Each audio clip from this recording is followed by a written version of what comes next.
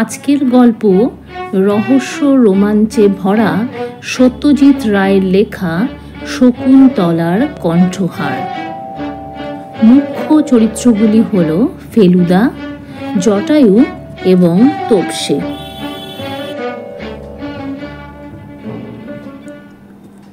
শেষ পর্যন্ত লালমোহন বাবুর কথাই রইল।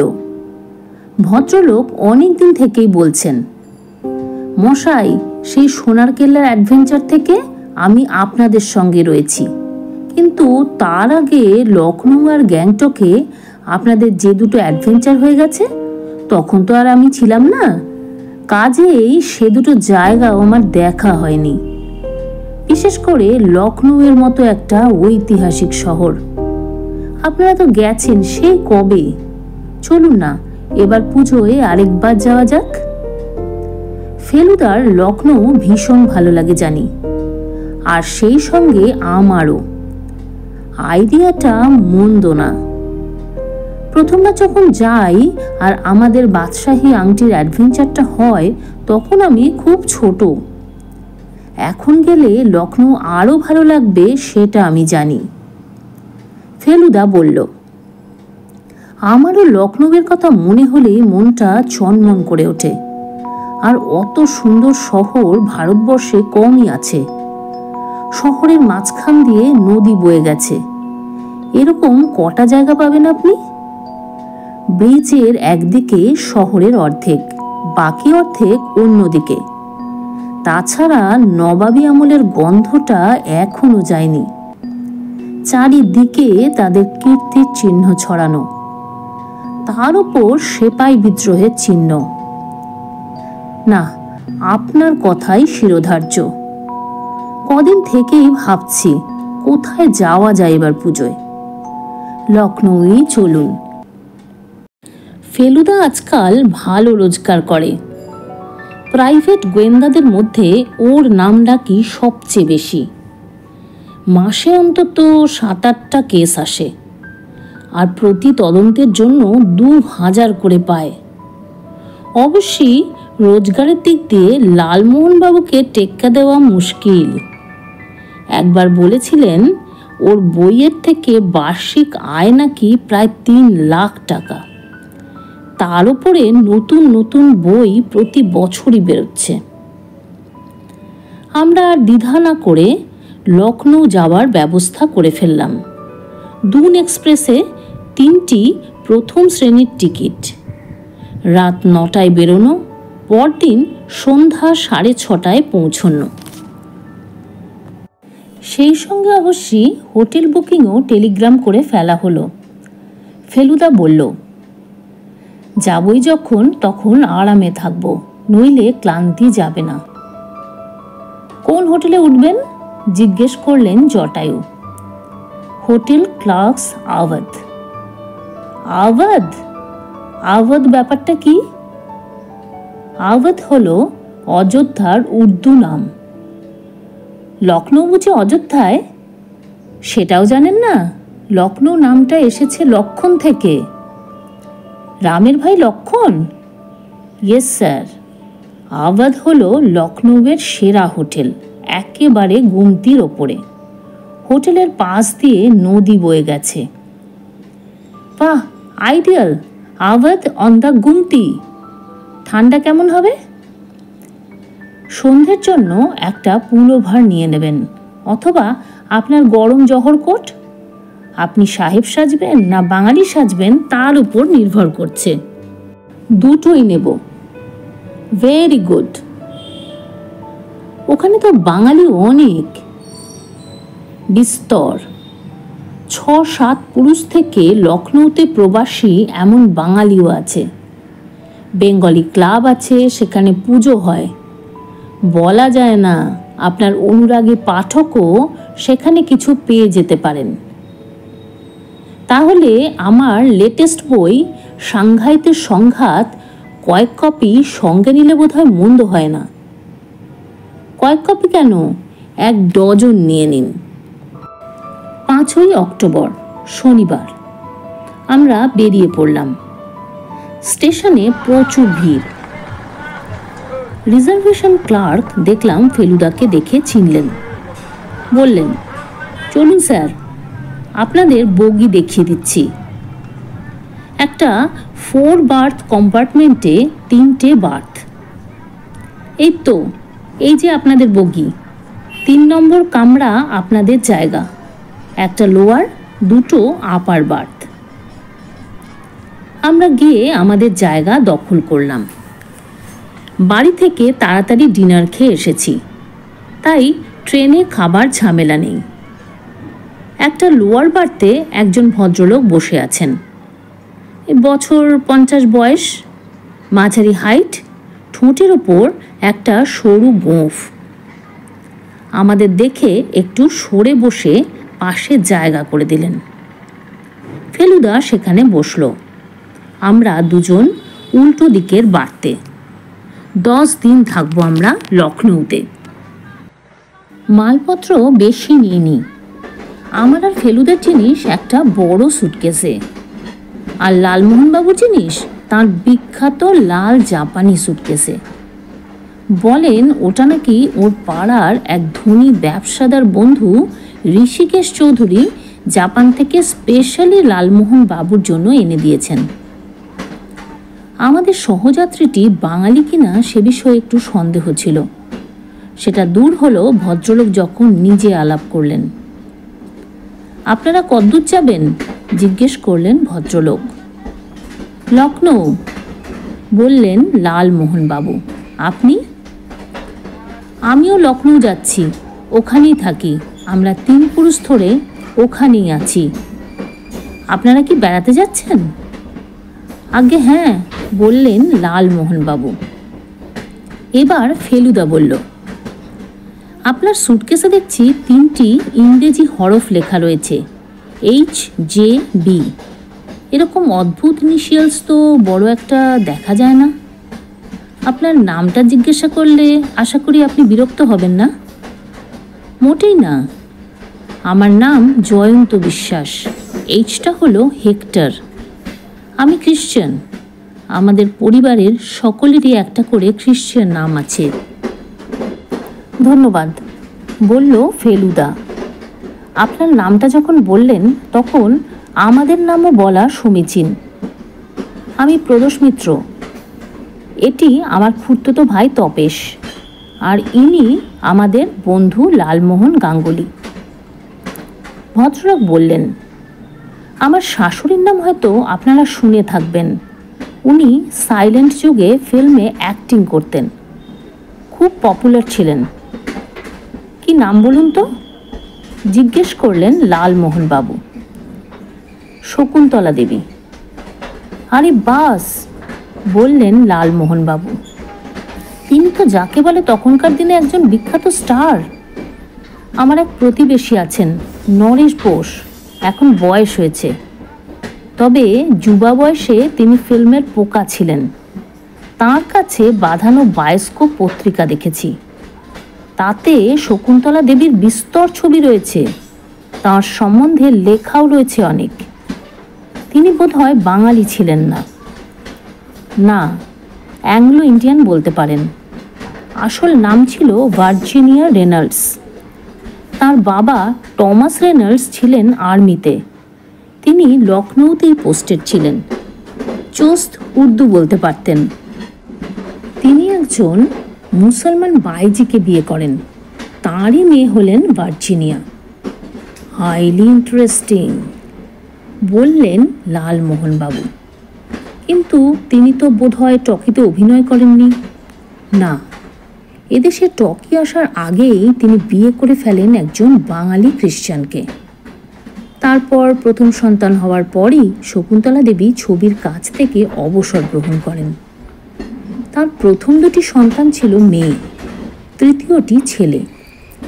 আমি দ্বিতীয় মেয়েকে বিয়ে করি 1960 সালে। আমার বড় শালী বিয়ে করেন একটি গোয়ানকে। আমার ছোট শালা বিয়ে করেননি। এতদিন লখনৌতে থাকার জন্যেই বোধহয় ভদ্রলোকের বাংলায় একটা পশ্চিমা টান এসে গেছে, যদিও ভাষায় কোনো গণ্ডগোল নেই। এবার ফেলুদা একটা প্রশ্ন করল, কোনো এক মহারাজা শকুন্তলা দেবীকে একটা মূল্যবান উপহার দিয়েছিলেন, তাই না? আপনি ঠিকই বলেছেন, বললেন জয়ন্তবাবু। মাইসোরের মহারাজা। শকুন্তলার অভিনয়ে মুগ্ধ হয়ে তিনি তাকে একটি বহুমূল্য কণ্ঠহার উপহার দেন। তখনকার দিনেই দাম ছিল লাখখানেকের মতো।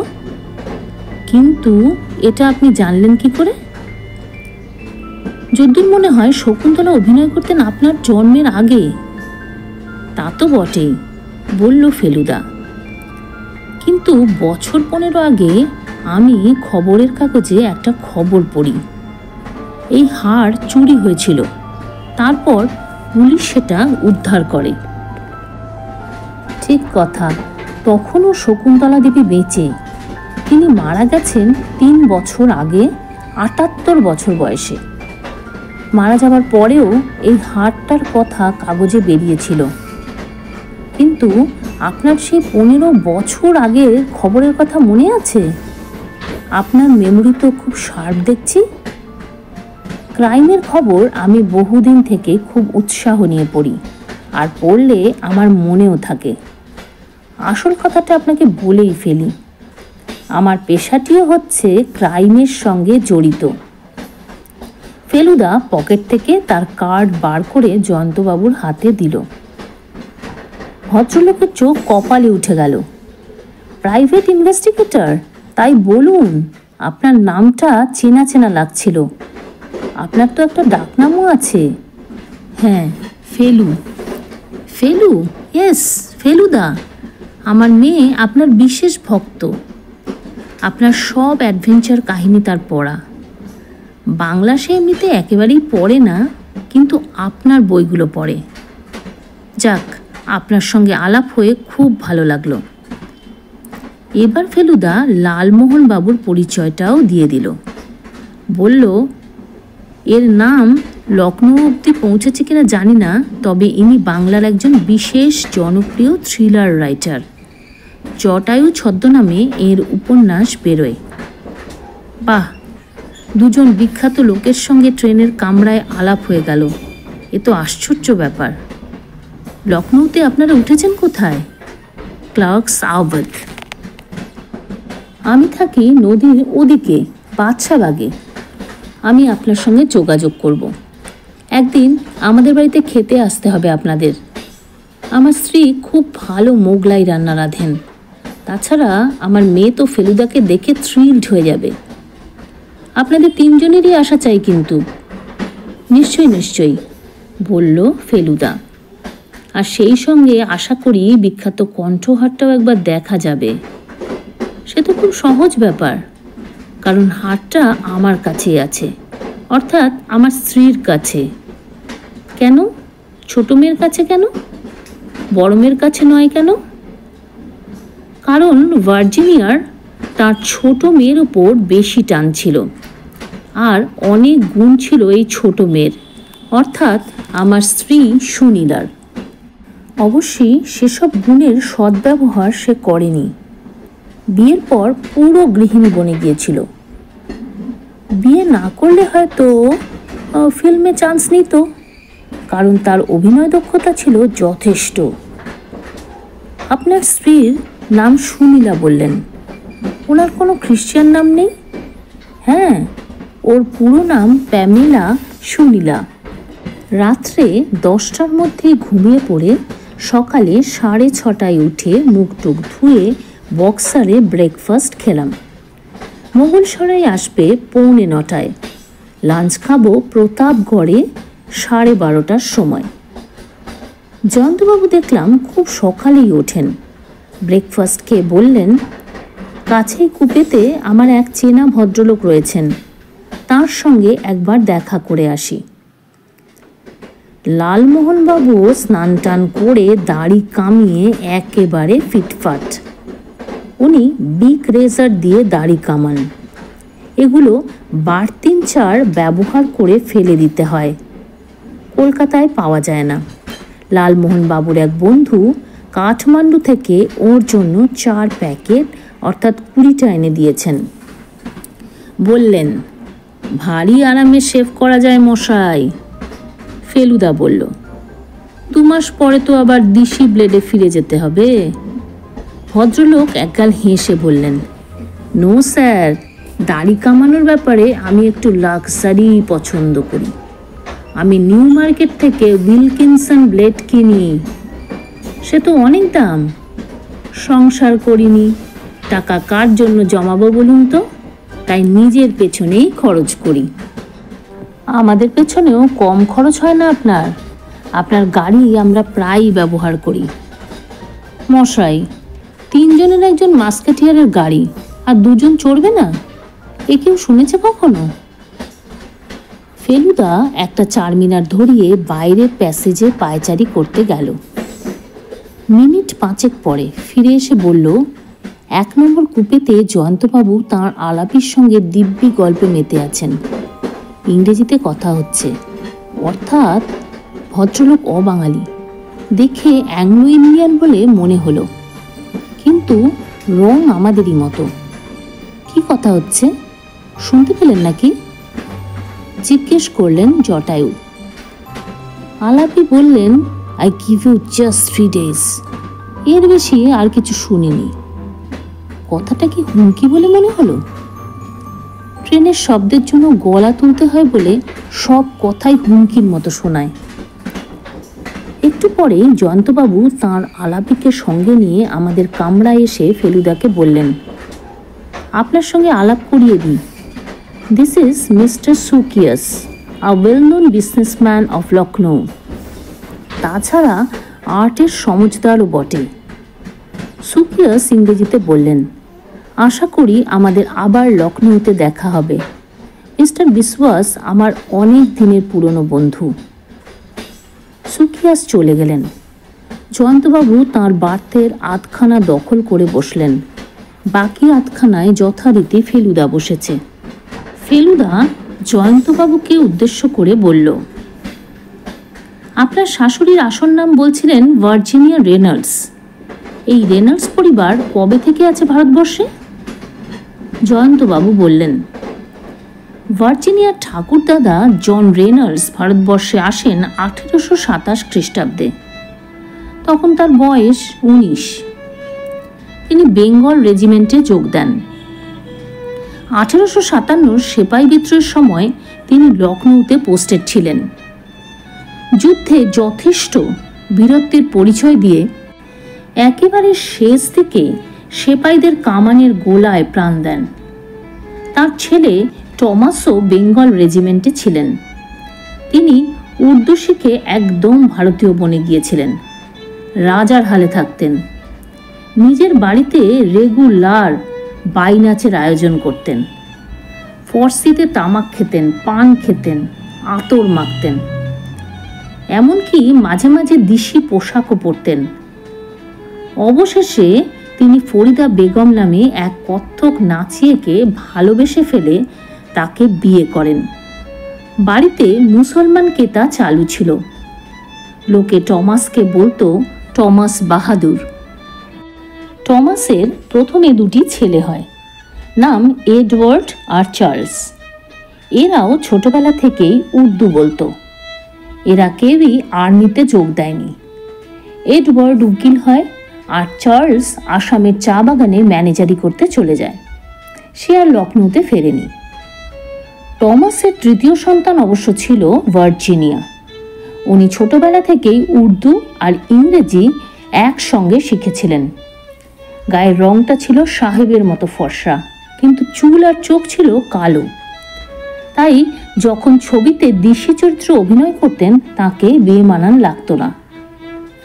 আগেই বলেছি ভার্জিনিয়া একজন বাঙালি খ্রিস্টানকে বিয়ে করেন। এর নাম ছিল পার্সিভাল মতিলাল ব্যানার্জি। আসলে ইনি ছিলেন শকুন্তলার ছবির প্রডিউসার। ইনি আমার শাশুড়িকে ছবিতে নামান। স্ত্রীর ছবি থেকে উনি অনেক টাকা করেন। সত্যি বলতে কি, ভার্জিনিয়ার বাবা টমাস নবাবি করে শেষ জীবনে বেশ অর্থকষ্ট ভোগ করেন। তখন ভার্জিনিয়া তার ফিল্মের রোজগার থেকে বাবাকে সাহায্য করেন। পার্সিভাল আর ভার্জিনিয়ার 3টি দুটি সন্তান জন্মায়। বড় এবং মেজ হলো মেয়ে, ছোটটি ছেলে। বড়টির নাম মার্গারেট সুশীলা। ইনি যে একজন গোয়ার অধিবাসীকে বিয়ে করেন সে কথা আগেই বলেছি। এর নাম স্যামুয়েল সালডানহা। এনার একটি বাদ্যযন্ত্রের দোকান রয়েছে। দ্বিতীয় মেয়ে প্যামেলা সুনিলাকে আমি বিয়ে করি 1960 সালে। আমার ইম্পোর্ট এক্সপোর্টের ব্যবসা আছে। আমার মেয়ের কথা তো আগেই বলেছি। এছাড়া আমার একটি ছেলেও আছে, তার নাম ভিক্টর প্রসেনজিৎ। মেয়েটির নাম মেরি শিলা। ছেলেটিকে আমার অফিসে ঢোকাতে চেয়েছিলাম, কিন্তু সে রাজি হয়নি। সে নিজের পথে নিজের মর্জি মতো চলে। শিলা 2 বছর হলো ইজাবেলা থ্রোবার্ন কলেজ থেকে বিএ পাশ করেছে। ভালো অভিনয় করতে পারে, বাংলা ইংরেজি দুটোই। তবে ওর আসল ইন্টারেস্ট হলো জার্নালিজমে। 2-1টা ইংরেজি লেখা কাগজে বেরিয়েছে, বেশ ভালো লেখা। ভদ্রলোক ফেলুদাকে একটা সিগারেট অফার করে নিজে একটা ধরালেন। লালমোহন বাবু যে সিগারেট খান না সেটা উনি জানেন। ফেলুদা বলল, অদ্ভুত ইতিহাস, হাইলি রোম্যান্টিক, বললেন লালমোহন বাবু। শকুন্তলা দেবীর কণ্ঠহারটি কি আপনার স্ত্রী কখনো পড়েছেন? ফেলুদা প্রশ্ন করল। 2-1টা পার্টিতে পড়েছেন, তবে সচরাচর ওটা সিন্ধুকেই তোলা থাকে। দেখলে বুঝবেন জিনিসটার কি মহিমা। আমি তো আর না দেখে থাকতেই পারছি না, বললেন লালমোহন বাবু। আর 3-4 ধৈর্য ধরুন, বললেন জয়ন্তবাবু। আমরা 3 দিন হলো লখনৌতে এসেছি। প্রথমবারের কথা বারবার মনে পড়ছে। সেই বাদশাহী আংটি, মিস্টার শ্রীবাস্তব, বনবিহারীবাবুর আশ্চর্য চিড়িয়াখানা, হরিদ্বার আর লক্ষ্মণঝোলার পথে আমাদের অ্যাডভেঞ্চারের শিহরণ জাগানো ক্লাইম্যাক্স। সেবার অবশ্যই আমরা হোটেলে থাকিনি। খুব সম্ভবত ক্লার্কস আওয়াধ হোটেল তখনও তৈরি হয়নি। হোটেলটা সত্যিই ভালো। আমরা পাশাপাশি একটা ডাবল আর একটা সিঙ্গেল রুমে আছি। 2 ঘরের জানলা দিয়েই গুমতি নদী দেখা যায়। নদীর ওপারে পশ্চিমে যখন সূর্য অস্ত যায় সেই দৃশ্য দেখবার মতো। হোটেলের খাওয়াও দুর্দান্ত ভালো। আমরা অনেক জায়গায় অনেক হোটেলে থেকেছি, কিন্তু এত ভালো খাওয়া কোনো হোটেলে খাইনি। এই 3 দিনে লালমোহন বাবু লখনৌয়ের প্রায় বেশিরভাগ দ্রষ্টব্যই দেখে নিয়েছেন। আমরা প্রথম গেলাম বড়া ইমামবাড়ায়। এর থাম ছাড়া বিশাল হলঘর দেখে এবারও মাথা ঘুরে গেল। লালমোহন বাবুর মুখ হাঁ হয়ে গেছে, কথা বেরোচ্ছে না। শুধু একবার বললেন, ব্রাভো নবাবস অফ লখনৌ। তারপর ভুল ভুলাইয়া দেখে ভদ্রলোকের ভিমরি খাবার জোগাড়। এই গোলক ধাঁধায় নবাবরা তাদের বেগমদের সঙ্গে লুকোচুরি খেলতেন শুনে ওর চোখ ছানা বড়া হয়ে গেল। আরো চমক এলো রেসিডেন্সিতে। এ যে ইতিহাস চোখের সামনে ভেসে উঠেছে মশাই। গোলাগুলির শব্দ পাচ্ছি, বারুদের গন্ধ পাচ্ছি। সেপাইদের এত এলেম ছিল যে এরকম একটা বিল্ডিংকে একেবারে ঝাঁঝরা করে দিয়েছিল। চতুর্থ দিনে সকালে একটু বাজারে গিয়েছিলাম এখানকার বিখ্যাত মিষ্টি ভুনা প্যারা কিনতে। হোটেলে ফিরে এসে দেখি ঘরে ছাপানো নেমন্তন্ন চিঠি রয়েছে। পাঠিয়েছেন হেক্টর জয়ন্ত বিশ্বাস। আগামী শুক্রবার অর্থাৎ পরশু তাঁদের বিয়ের রৌপ্য জয়ন্তী উপলক্ষে মিস্টার অ্যান্ড মিসেস বিশ্বাস আমাদের ডিনারে ডেকেছেন। নেমন্তন্ন চিঠির সঙ্গে একটা আলাদা কাগজে রাস্তার প্ল্যান আর কোনখানে বাড়ি সেটা ছাপা রয়েছে। বাড়িটা যে নদীর ওদিকে সেটা ভদ্রলোক আগেই বলেছিলেন। প্ল্যান দেখে বাড়ি খুঁজে বার করায় কোনোই অসুবিধা হওয়ার কথা নয়। বিকেলবেলা জয়ন্তবাবু নিজে ফোন করলেন। ফোনের পর ফেলুদাকে জিজ্ঞেস করাতে বলল, ভদ্রলোক বলে দিলেন যেন আমরা অবশ্যই যাই। ওখানে অনেকের সঙ্গে আলাপ হবে, তাছাড়া শকুন্তলার হাটটাও দেখা যাবে। ফেলুদা আরও বলল যে ভদ্রলোক বলে দিয়েছেন যে একেবারে ইনফর্মাল ব্যাপার, কোনো বিশেষ পোশাক পরবার দরকার নেই। এইটাই আমার ভয় ছিল, বলল ফেলুদা। নেমন্তন্নে আপত্তি নেই, কিন্তু তার জন্য যদি সাহেব কিংবা বাবু সাজতে হয় তাহলেই গোলমাল। আমাদের হাতে একদিন সময় ছিল, তার মধ্যে ছোটা ইমামবাড়া, ছত্তর মঞ্জিল আর চিড়িয়াখানা দেখে নিলাম। খাঁচার বাইরে বাঘ সিংহ দেখে লালমোহন বাবু ভয়ানক ইমপ্রেসড। বললেন কলকাতাতেও এরকমই হওয়া উচিত। শুক্রবার একটা ট্যাক্সি নিয়ে আমরা 7:45 বেরিয়ে পড়লাম। প্ল্যান দেখে বাড়ি বার করতে কোনো অসুবিধা হলো না।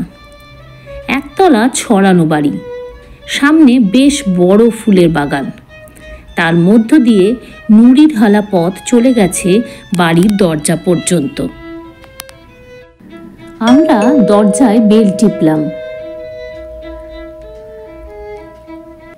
কয়েক সেকেন্ডের মধ্যেই একজন উর্দি পরা বেয়ারা এসে দরজা খুলে দিল। বাড়ির ভেতর থেকে লোকজনের গলার শব্দ পাচ্ছিলাম। বেয়ারা ভেতরে গিয়ে বলতেই জয়ন্তবাবু চটপট বেরিয়ে এসে আমাদের দিকে এগিয়ে এলেন। আসুন আসুন mister Mitra, I am so glad you have come. আমরা তিনজন জয়ন্তবাবুর পিছন পিছন বৈঠকখানায় গিয়ে ঢুকলাম। দেখলাম 5-7 জনের বেশি লোক নেই, হয়তো পরে আরও আসবে।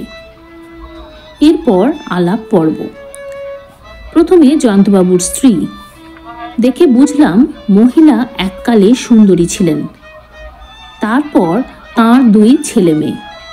মেয়েটি নাম মেরিশিলা, দেখতে সুশ্রী, চোখে মুখে বুদ্ধির ছাপ। ছেলেটির একেবারে পার্ক স্ট্রিট মার্কা চেহারা, দাড়ি গোঁফ, ঝাঁকড়া ঝাঁকড়া চুল, তাতে চিরুনি পড়েনি। এরই নাম ভিক্টর প্রসেনজিৎ। তারপর জয়ন্তবাবু বললেন, মিস্টার অ্যান্ড মিসেস সালডানহা, অর্থাৎ জয়ন্তবাবুর বড় শালী ও তাঁর স্বামী।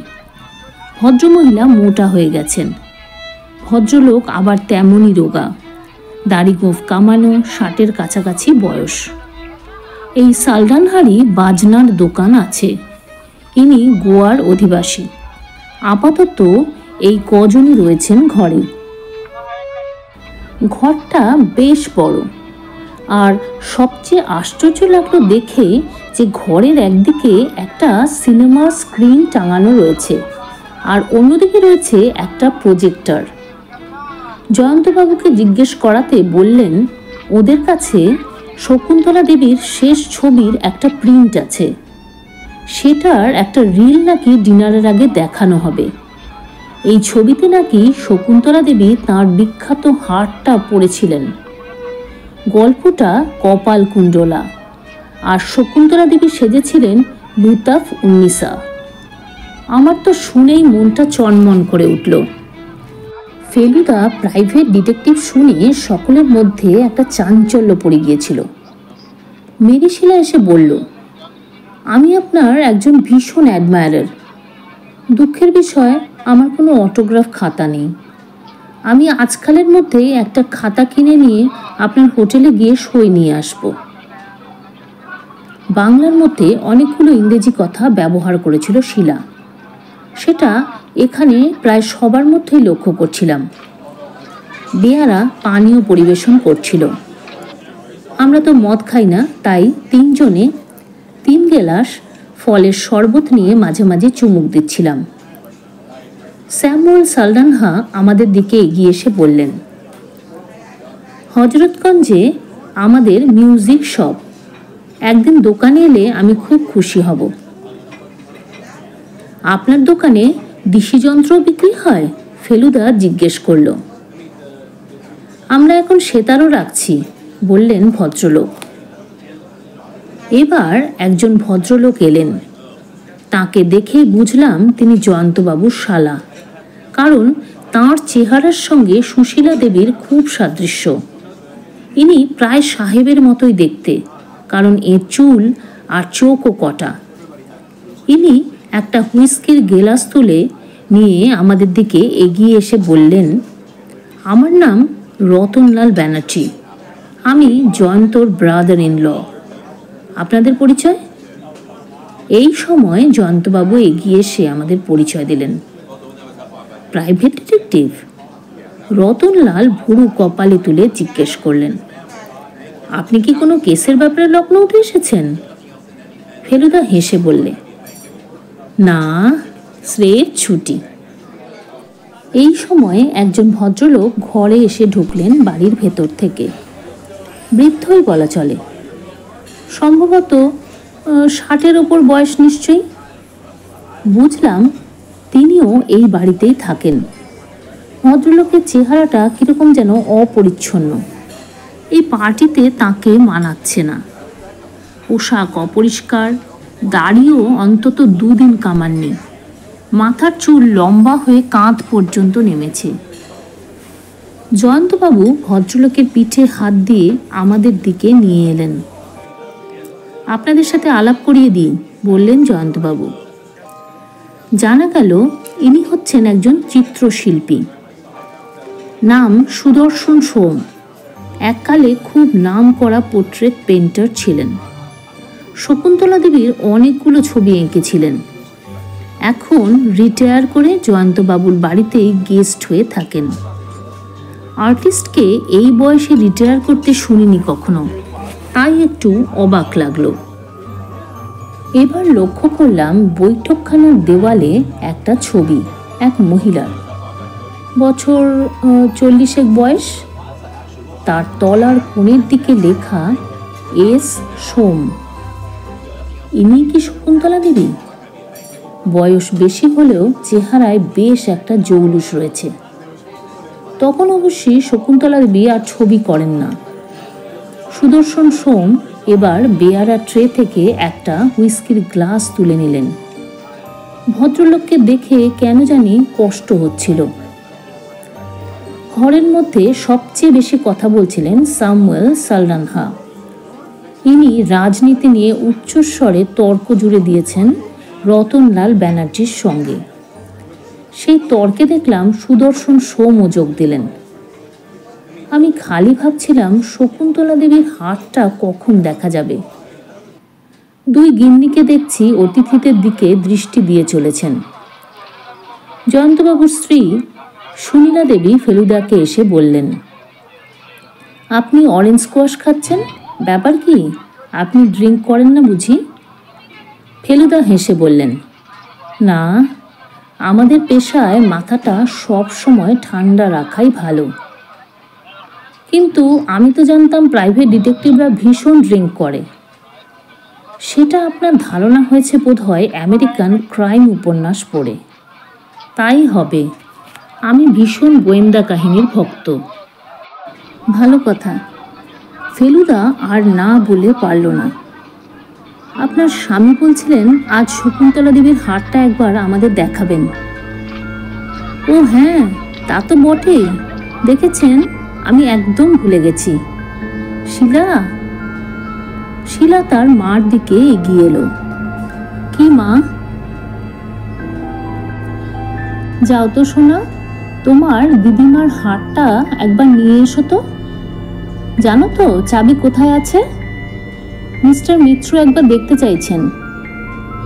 শিলা তক্ষুনি চলে গেল আদেশ পালন করতে। চাবি বুঝি আপনার কাছে থাকে না? জিজ্ঞেস করলো ফেলুদা। না, ওটা থাকে আমার ড্রেসিং টেবিলের দেরাজে। হাটটা থাকে সিন্ধুকে। এ বাড়িতে চুরি হবার কোনো ভয় নেই। আমার চাকররা সব পুরনো। সুলেমান, যে আপনাদের দরজা খুলে দিল, সে আছে আজ 30 বছর ধরে। অন্য চাকররাও সব পুরনো আর বিশ্বস্ত। 3 মিনিটের মধ্যে শিলা ফিরে এলো। তার হাতে একটা গাঢ় নীল মখমলের বাক্স। মেয়ের হাত থেকে বাক্সটা নিয়ে নিলেন সুনীলা দেবী।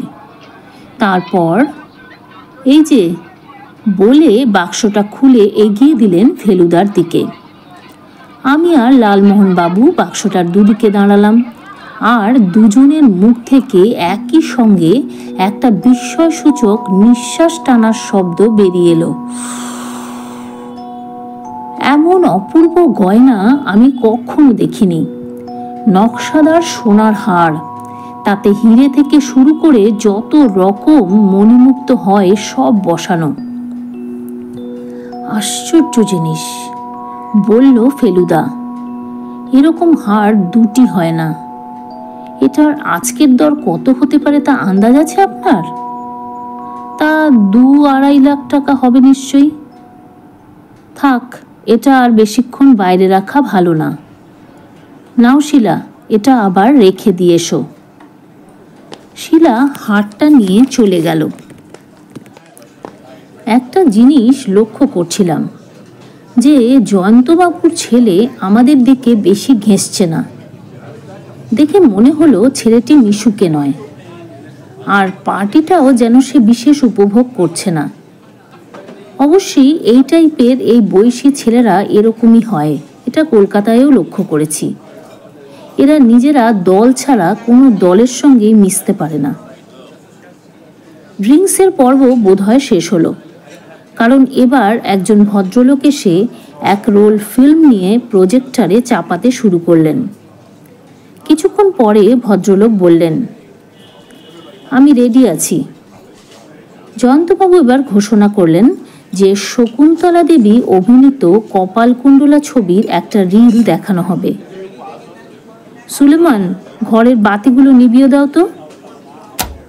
ঘর অন্ধকার হয়ে গেল।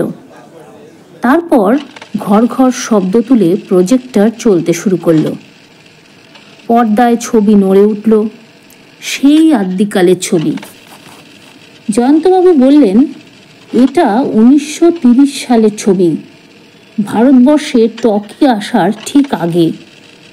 আমি অবাক হয়ে দেখছিলাম শকুন্তলা দেবীকে।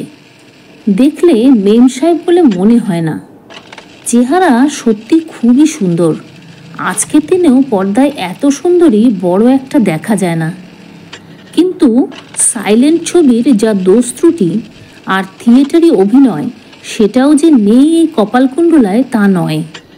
তবুও জানা গেল শকুন্তলা দেবীর পপুলারিটির খানিকটা কারণ। মহারাজা থেকে শুরু করে পান বিড়িওয়ালা পর্যন্ত সকলকেই মুগ্ধ করেছিলেন তিনি। সকলেই তার ছবি দেখত আর বাহবা দিত। 10 মিনিট চলে ছবি বন্ধ হলো। ঘরের বাতি জ্বলে উঠল। সকলে আবার কথাবার্তা শুরু করলো।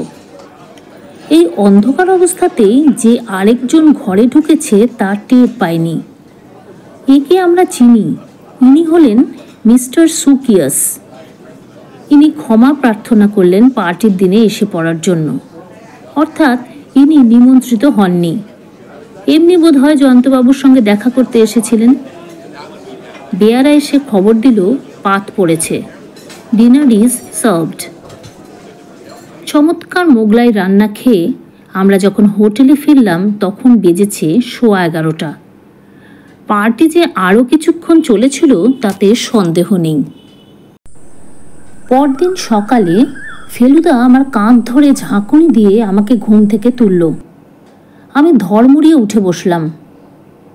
কি ব্যাপার ফেলুদা? ফেলুদার মুখ গম্ভীর। জয়ন্তবাবু ফোন করেছিলেন এক্ষুনি।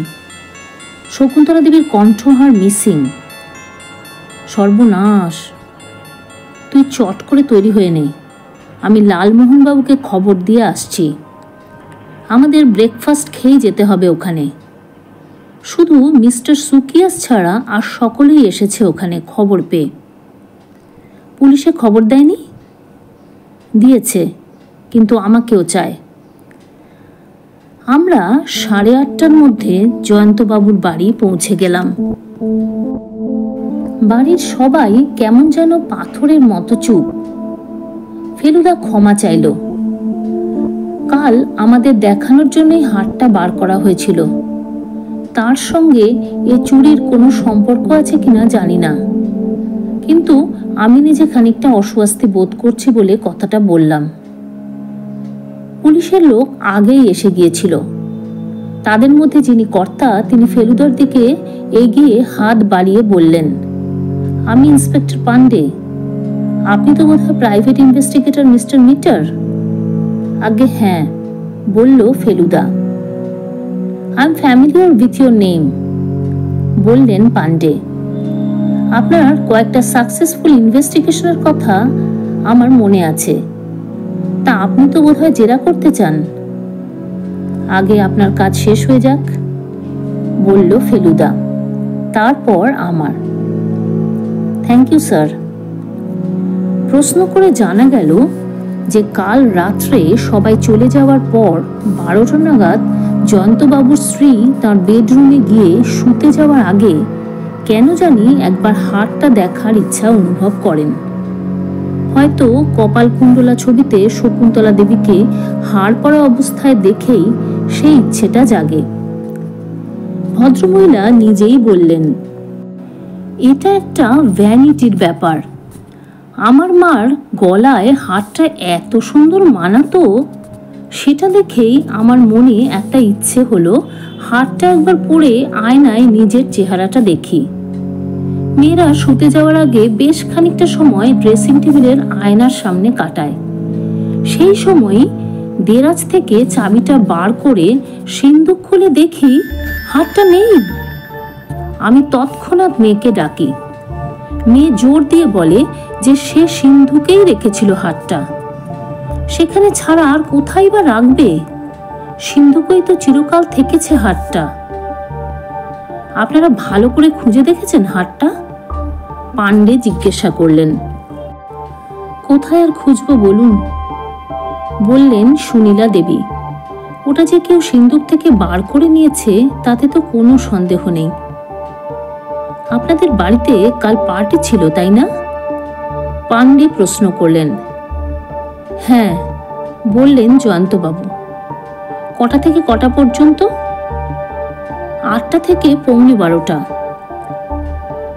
মিসেস বিশ্বাস, আপনি কি পার্টির পরেই আপনার ঘরে চলে যান? হ্যাঁ। আর তার কতক্ষণ পরে আবিষ্কার করেন যে হারটা নেই?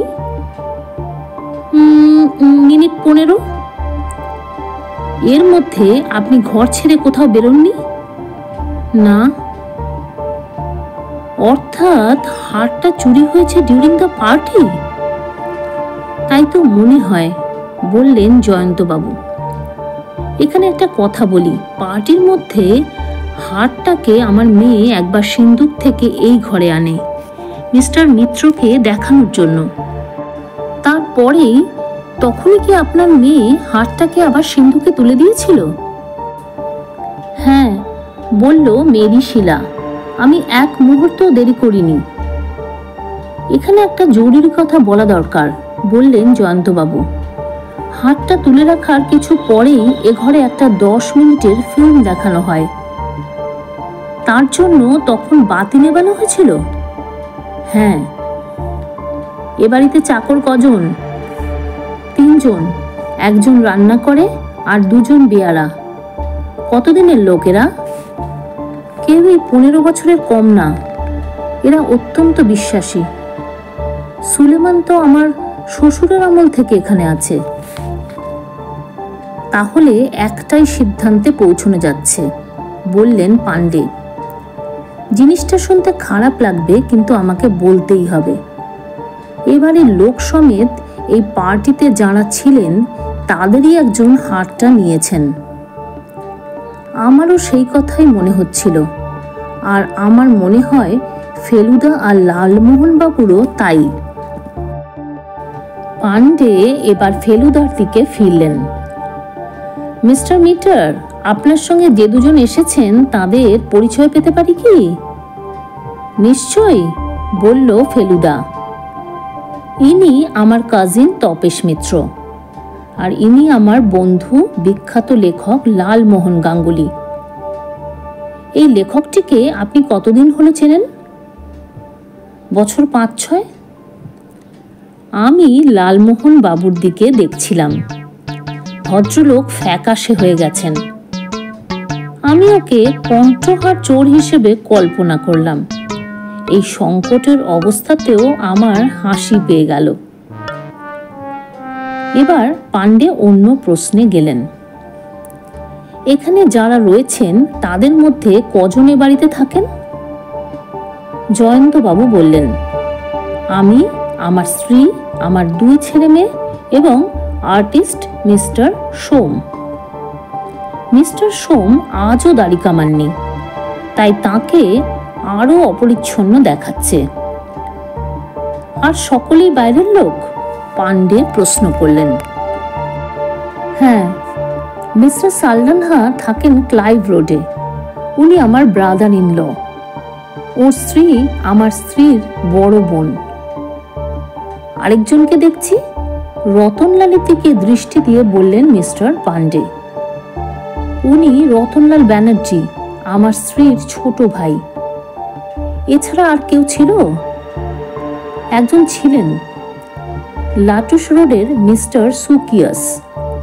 উনি অবশ্য নিমন্ত্রিতদের মধ্যে ছিলেন না, এমনি এসে পড়েন। তিনি এসেছিলেন যখন ফিল্মটা দেখানো হচ্ছে তার মাঝখানে। আলো জ্বলার পর আমি তাকে দেখি। এই সুকিয়াসের প্রফেশন কি? He is a collector of art objects. তাছাড়া তেজারতির কারবার আছে। ইনি কি এই হারটা সম্বন্ধে কোনোদিন ইন্টারেস্ট দেখিয়েছিলেন? উনি ওটা কিনতে চেয়েছিলেন, আমরা বিক্রি করিনি। I see. ইন্সপেক্টর পাণ্ডে একটুক্ষণ গম্ভীর থেকে বললেন, এটা তো বোঝাই যাচ্ছে যে কাল এখানে যারা ছিলেন তাদেরই মধ্যে একজন হারটা নিয়েছেন। এখন কথা হচ্ছে সেই হারটা কোথায়? জয়ন্তবাবু গলা খাঁকড়ে নিয়ে বললেন, আপনি যদি সার্চ করতে চান তাহলে করতে পারেন। এমনকি ব্যক্তিগত খানা তল্লাশিতেও আপনার সম্পূর্ণ স্বাধীনতা আছে। পাণ্ডে বললেন, তা তো করতেই হবে।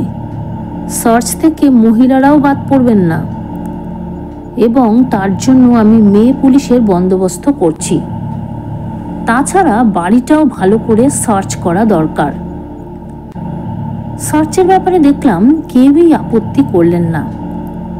খালি সালডানহা বললেন, আমার দোকান খুলতে হবে 10টার সময়, তার মধ্যে আমার সার্চটা হয়ে গেলে ভালো।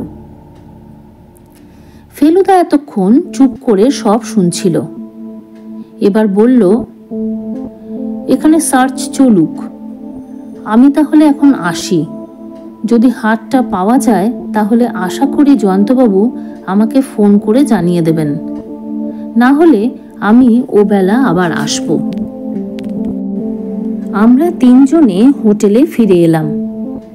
লালমোহনবাবুও আমাদের সঙ্গে আমাদের ঘরেই এলেন। ভদ্রলোক ঢুকেই বললেন, এ নিয়ে কতবার হলো বলুন তো যে আমরা বেড়াতে গিয়ে কেসে জড়িয়ে পড়েছি? এ জিনিস টেলিপ্যাথি ছাড়া হয় না। ফেলুদা বলল, দেখি আপনার স্মরণ শক্তি কত দূর। তোপসেকে তো এর আগে অনেকবার পরীক্ষা করেছি, আপনাকে কখনো করা হয়নি। Very well sir, I am ready, বললেন জটায়ু। আগে শকুন্তলা দেবীর ফ্যামিলি সম্বন্ধে জিজ্ঞাসা করি। করুন। ভদ্রমহিলার 3 সন্তানের নাম বলুন তো। বড় মেয়ে সুশীলা, তার আগে একটা খ্রিশ্চান নাম আছে। ও হ্যাঁ, খ্রিশ্চান নাম। তোপসে বলতে পারিস? আমার মনে ছিল। বললাম মার্গারেট। Very good. তারপরের মেয়ে, অর্থাৎ জয়ন্তবাবুর স্ত্রী? এই প্রশ্নটা কিন্তু লালমোহনবাবুকে করছি। লালমোহনবাবু এটা ভোলেননি, বললেন প্যামেলা সুনীলা। গুড। তারপরের ভাই? রতনলাল, আলবার্ট রতনলাল। এবার সুশীলা দেবীর স্বামীর নাম? Samuel Saldanha. Very good. Sunila দেবীর ছেলে মেয়ে? মেয়ে শিলা, মেরি শিলা, আর ছেলে প্রসেনজিৎ। খ্রিশ্চান নাম ভুলে গেছি। ভিক্টর। আর কে ছিলেন কাল পার্টিতে? সেই আর্টিস্ট ভদ্রলোক, নামটা মনে পড়ছে না। তোপসে? সোম, সুদর্শন সোম। গুড। কিন্তু মাইন্ড করবেন না মশাই, লালমোহন বাবু বললেন, ভদ্রলোককে কিন্তু আমার ভালো লাগলো না। কেন? কিরকম পাগলাটে চেহারা, দাড়ি কামাননি। আর্টিস্টরা সবসময় সমাজের নিয়ম কানুন মেনে চলে না। তা হতে পারে। মোট কথা উনি আর একজন আমার কাছে এই চুরির ব্যাপারে প্রাইম সাসপেক্টস। আরেকজন কে? জয়ন্তবাবুর ছেলে প্রসেনজিৎ। একেবারে কলকাতার পার্ক স্ট্রিটের বাউন্ডুলেদের মতো চেহারা। অবশ্য মদ তো দেখলাম খায় না ছেলেটি। খেলেও হয়তো বাপের সামনে খায় না। এনিওয়ে, পার্টিতে কিন্তু আরেকজন ছিলেন। মিস্টার সুকিয়াস তো? হ্যাঁ। এর কিন্তু হাতটার উপর লোভ ছিল। যে কোনো আর্ট কালেক্টরই থাকবে, সেটা কিছুই আশ্চর্য না। আর্ট কালেক্টর হলে কিনতে চাইবে, আর অভাবী লোক হলে হাতাতে চাইবে। এদের আর্থিক অবস্থা সম্বন্ধে আমরা কোনো কিছুই জানি না। কাজেই এখন অন্ধকারে হাতড়ে লাভ নেই। বিকেলে জয়ন্তবাবু ফোন করবেন, তার আগে পর্যন্ত আমরা ফ্রি। চলুন আপনাকে কাইজারবাগটা দেখিয়ে নিয়ে আসি। ভেরি গুড আইডিয়া, বললেন লালমোহন বাবু। তদন্তের চাপে যদি লখনৌ শহরটা দেখা সম্পূর্ণ না হয়, তাহলে খুব আফসোস থেকে যাবে। বিকেলে কথা মতো জয়ন্তবাবু ফোন করলেন। পুলিশ সার্চ করে কিছু পায়নি। বাড়ির চাকরদেরও জেরা করা হয়েছে, তাতেও কোনো ফল হয়নি। ফেলুদা বলল, চল এবার একবার জয়ন্তবাবুর বাড়ি যাওয়া যাক। এবার ফেলু মিত্তিরের কাজ শুরু। অবশ্যই পুলিশ তাদের তদন্ত চালিয়েই যাবে, কিন্তু তাতে আমাদের কিছুই এসে যাচ্ছে না। হোটেলেই ট্যাক্সি ছিল, একটা নিয়ে গুমতির ব্রিজ পেরিয়ে জয়ন্তবাবুর বাড়ি গিয়ে হাজির হলাম। আজ বাড়িটাকে গম্ভীর দেখাচ্ছিল। বেশ বোঝা যাচ্ছিল ওখানে একটা দুর্ঘটনা ঘটে গেছে। সুলেমান এসে দরজা খুলে দিল। আমরা তিনজন ভেতরে ঢুকলাম। জয়ন্তবাবু আমাদের জন্য অপেক্ষা করছিলেন বৈঠকখানায়। আমাদের দেখেই সোফা ছেড়ে উঠে এলেন। ওটা পাওয়া গেল না, প্রথম কথাই বললেন ভদ্রলোক। ফেলুদা বলল, সেটা অস্বাভাবিক নয়। আমারও মনে হয়েছিল ওটা পাওয়া যাবে না। যে নিয়েছে সে তো আর অত বোকা নয় যে হাতের কাছে রেখে দেবে জিনিসটা। আপনিও কি আলাদা করে সার্চ করতে চান? না, বলল ফেলুদা। আমি আপনার বাড়ির লোকজনের সঙ্গে একটা কথা বলতে চাই। এখন এ বাড়িতে কে কে রয়েছেন? আমার স্ত্রী, আমার মেয়ে, ছেলে বোধহয় এখনো ফেরেনি। আর আছেন সোম, যার সঙ্গে কাল আপনাদের আলাপ করিয়ে দিয়েছিলাম। আমার কিন্তু মিস্টার সালডানহার সঙ্গেও কথা বলা দরকার, আর মিস্টার সুকিয়াস। সেটা কোনো অসুবিধা নেই, আমি আপনাকে ঠিকানা দিয়ে দেব। আপনি ফোনে অ্যাপয়েন্টমেন্ট করে চলে যাবেন। তাহলে আপনাকে দিয়েই শুরু করা যাক। বেশ তো। আমরা সকলেই সোফায় বসলাম। একটু চা খাবেন তো? জয়ন্তবাবু জিজ্ঞেস করলেন। তা খেতে পারি। জয়ন্তবাবু সুলেমানকে ডেকে 4 কাপ চায়ের অর্ডার দিলেন। তারপর ফেলুদা একটা চারমিনার ধরিয়ে তার প্রশ্ন শুরু করল। আপনি বলছিলেন সুকিয়াস আপনার শাশুড়ির হারটা কিনতে চেয়েছিলেন। সেটা কতদিন আগে? বছরখানেক হবে। সুকিয়াস জানলেন কি করে এই হারের কথা? এটার কথা অনেকেই জানে, এককালে খবরের কাগজে বেরিয়েছিল তো। আমার শাশুড়ি মারা যাওয়ার পর তার একটা সংক্ষিপ্ত জীবনী এখানকার পায়োনিয়ার কাগজে বেরিয়েছিল। তাতে হারের কথাটা ছিল। সুকিয়াস এমনিতে মানি লেন্ডার, তেজারতির কারবার করে। ভাবলে মনে হয় এমন লোকের শিল্পের দিকে কোনো ঝোঁক থাকবে না। কিন্তু সুকিয়াস এ ব্যাপারে একটা বিরাট ব্যতিক্রম।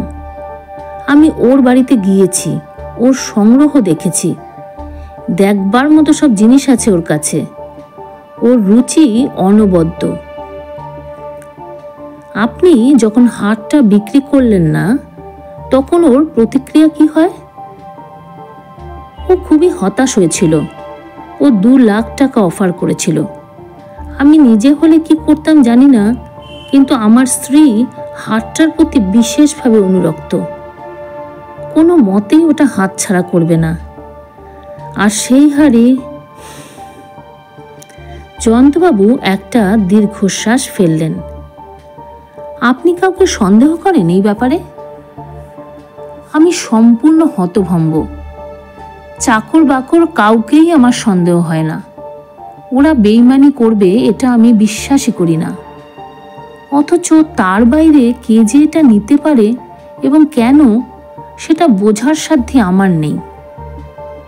আপনি তো ব্যবসাদার, ফেলুদা বলল। ব্যবসাদার মানে আমার একটা ইম্পোর্ট এক্সপোর্টের আপিস আছে। কেমন চলে আপিস? ভালোই, আমাদেরই কোম্পানি। আমার এক পার্টনার আছে। কি নাম? ত্রিভুবন নাগর। এখানকারই লোক। আমার প্রথম জীবনে আমি ব্যবসায় ছিলাম না, একটা সওদাগরি আপিসে চাকরি করতাম। নাগর ছিল আমার বন্ধু। 30 বছর আগে নাগর আর আমি মিলে আমাদের ব্যবসা শুরু করি। আপনাদের কোম্পানির নাম কি? Modern import and export. কোথায় আপনাদের আপিস? হজরতগঞ্জে। ইতিমধ্যে আমাদের চা এসে গেছে। আমরা খেতে শুরু করে দিয়েছি। ফেলুদা বলল, আরেকটা প্রশ্ন আছে। কি? কাল যখন ফিল্ম চলছিল তখন আপনি কাউকে চলাফেরা করতে কিংবা ঘর থেকে বেরিয়ে যেতে দেখেছিলেন? হুম। আপনার ছেলে কোনো চাকরি করে? এখনো না। ওকে আমার আপিসে ঢোকানোর চেষ্টা করেছি, কিন্তু ও রাজি হয়নি।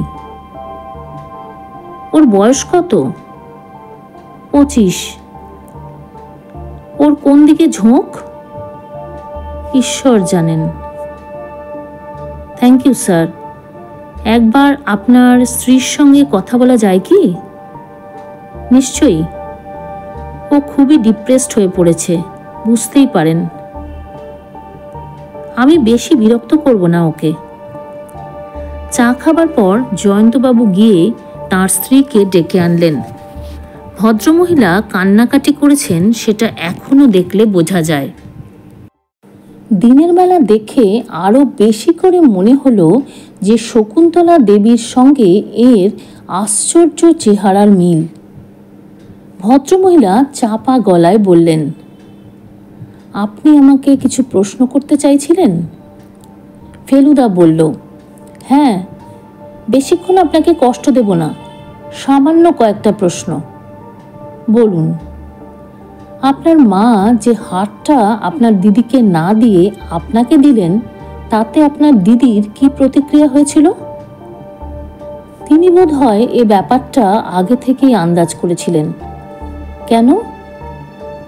দিদি ছিল আমার বাবার ফেভারিট, আর আমি ছিলাম মার। মা মারা যাওয়ার 3 বছর আগে হারটা আমাকে দেন। দিদির মনের অবস্থা কি হয়েছিল বলতে পারবো না, কারণ এ নিয়ে আমাদের মধ্যে কখনো কোনো আলোচনা হয়নি। আপনার দিদির সঙ্গে আপনার সদ্ভাব আছে? হ্যাঁ, যত দিন যাচ্ছে আমরা দুজনে তত আরো কাছাকাছি এসে পড়ছি। যখন ইয়াং ছিলাম তখন দুজনের মধ্যে একটা রেষারেষির ভাব ছিল। আপনি তো অভিনয় করতে খুব ভালোবাসেন। হ্যাঁ, তাই তো আমার মা আমাকে নিয়ে এত প্রাউড ছিলেন।